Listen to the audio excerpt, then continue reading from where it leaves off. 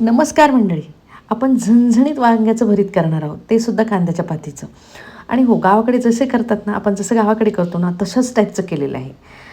तर अगदी खमंग लागेल, चवीलाही खूप छान लागेल अशा पद्धतीचं वांग्याचं भरीत केलं. भाकरी आणि वांग्याचं भरीत तुम्ही बाजरीची भाकरीसुद्धा खाऊ शकता आणि कशासोबतही खाऊ शकता. अशा पद्धतीचं आपण वांग्याचं भरीत करणार आहोत. त्यासाठी मी काय केलं आहे, मीडियम आकाराचे मोठाले जे वांगे असतात ते घेतलेले आहेत. आणि ते एकदम मोठाले नाही घेते, त्याचं काय होतं, थोडं गुळचिटपणा येतो. आपल्याला थोडंसं खमंग आणि रुचकर पाहिजेत ना, तर या प्रकारचे वांगे घ्यायचे आहेत. हे वांगे व्हाईट वांगेसुद्धा चालतील, हिरवे आणि व्हाईट थोडेसे नसतात का, ते पण चालतील, असं काही नाही. तर हे पण वांगे छान लागतील आणि तेही वांगे तुम्हाला छानच लागतील. तर वांगे भाजताना आपल्याला जाळीवरती भाजून घ्यायचे. चुलीवरती तर भाजायला नाही आपल्याकडे, चूल असेल तर मस्तच आहारामध्ये वांगे भाजून भरीत खूप छान लागतं. तर आपण गॅसवरती जाळीवरती भाजून घेतो आहे, तर मस्त भाजून घ्यायचं आहे. भाजून घेतल्यानंतर आपल्याला चेकसुद्धा करून बघायचं आहे चाकूच्या साहाय्याने. अगदी स्मूथ आलं की समजून घ्यायचं आपलं वांगं भाजून झालेलं आहे. एका प्लेटीमध्ये पूर्ण वांगे काढून घ्यायचे. वांगे काढून घेतल्यानंतर त्याची वरची जी साल असते ना, थोडीशी जळालेली, थोडीशी जास्त नाही, पण थोडी थोडी त्यातली काढून घ्यायची आपल्याला. एकदम पूर्ण नाही क्लीन करायचे. आवडतोबड जी जास्त जळालेली आहे तीच काढायची आहे. म्हणजे काय होईल, करपटसुद्धा लागणार नाही आणि चवीला छान लागेल. तर अशा पद्धतीने आपण पूर्ण वांगे ते क्लीन करून घेतो आहे. तर जी साल जळालेली आहे मी ती पूर्ण काढून घेतली आणि बाकीची त्यालाच ठेवलेली आहे. तर ही जळालेली साल बाजूला टाकून द्यायची आपल्याला आणि वांगे जे आहे चमच्याच्या साहाय्याने चेक करून बघायचे. आतमध्ये काही असेल तर ते चेक करून घ्यायचं आहे. फोडताना व्यवस्थित चेक करून घेतलं की मग समजून जाईल आपल्याला की वांगे छान आहेत आपले. तर हे झाले आपले वांगे भाजून आणि कुस्करून. जास्त कुस्करायचे नाहीत, आवडधोबडच असेच ठेवायचे आहेत. तर ही झाली वांग्याची तयारी. पुढची तयारी करायची आहे आपल्याला. त्यासाठी मी काय केले, एक तवा असेल तुमच्याकडे थोडासा खोलवर तर त्यावर सुद्धा करू शकता तुम्ही. मी पॅन घेतला आहे आणि आपल्याला लागणारं साहित्य पण घेतलं आहे.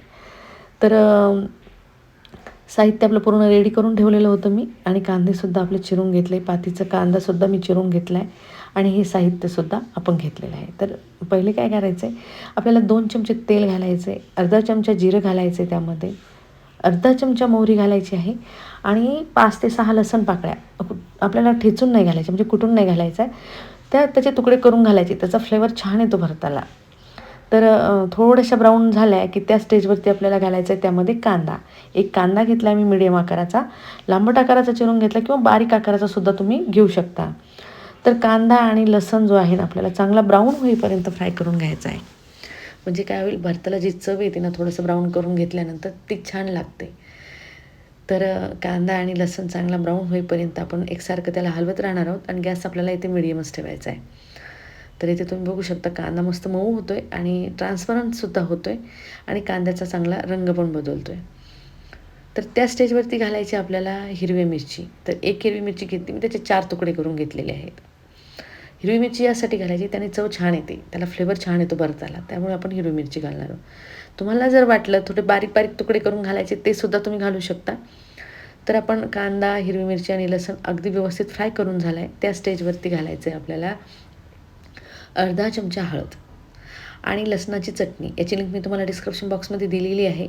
लसणाची चटणी आणि हळद आपल्याला फ्राय करून घ्यायची चांगले खमंग होईपर्यंत आणि नंतर घालायचं आहे आपण केलेलं वांग्याचं कुस्करा, जे भाजून आपण वांगे चुरून घेतले होते ते घालायचे आहेत. नंतर घालायची आपल्याला कांद्याची पात. कांद्याच्या पातीने इतकं छान भरीत लागतं ना, विचारूच नका, खूप छान लागतं आहे. तर मऊ आहे थोडीशी म्हणून वरतून घातली. थोडीशी जाड असेल तर थोडीशी तेलामध्ये फ्राय करून घ्यायची आणि नंतर आपल्याला वांगे घालायचे आहे. तर इथे तुम्ही बघू शकता मस्त वांग्याचं भरीत, बघितल्या क्षणीच खावंसं वाटणारं वांग्याचं भरीत आहे. तर आता घालायचं यामध्ये आपल्याला मीठ. थोडंसं मिक्स करून झालं आहे आणि आपल्याला घालायचं आहे मीठ त्यामध्ये. मीठ चवीनुसार मीठ घातलं की आपल्याला दुसऱ्या चमच्याच्या सहाय्याने, कारण त्या सराट्याच्या सहाय्याने, ओलथण्याच्या सहाय्याने मला व्यवस्थित मिक्स करता येईना, तर दुसरा चमचा घेतला आहे मी, म्हणजे सराटा घेतला आहे, त्याने अगदी व्यवस्थित आपल्याला मिक्स करून घेता येईल. तर हे आपलं मस्त स्मॅच करून घेणं झालं आहे आणि फ्राय करूनसुद्धा झालं आहे आणि गरमागरम आपलं वांग्याचं भरीत रेडी आहे. खरंच खूप छान झालं आहे खायला. ट्राय करून बघा. अगदी सोपं आहे ना करायला. अशा पद्धतीने जर कराल ना तर छानच लागेल. तर बघितल्या क्षणीच तोंडाला पाणी सुटेल असं वांग्याचं भरीत आपलं झालेलं आहे. तर गरमागरम यासोबत भाकरी घ्यायची किंवा बाजरीची भाकर पण छान लागेल, नाहीतर पोळीसोबत पण छान लागेल, पण मस्तच लागेल तुमचं वांग्याचं भरीत. अगदी सोप्या पद्धतीने आणि झटपट होणारं आपण इथे केलेलं आहे. आणि दिसायलाही मस्त झालं आहे. मस्त कोथिंबीर घालायचं आहे वरतून. कोथिंबीर घातला की खायला तुम्ही रेडी झालेला आहे. म्हणजे आपण खाऊ शकतो त्याला. आणि काय होतं, साहित्य खूप काही टाकले नाही, आपण शेंगदाणे वगैरे घातलेले नाही. तुम्हाला आवडत असतील तर तुम्ही शेंगदाणेसुद्धा त्यामध्ये घालू शकता. पण हे भाजलेल्या वांग्याचं भरीत जे आहे ना, अशा पद्धतीने जर केलं ना, तर खरंच खूप छान लागेल तुम्हाला पण.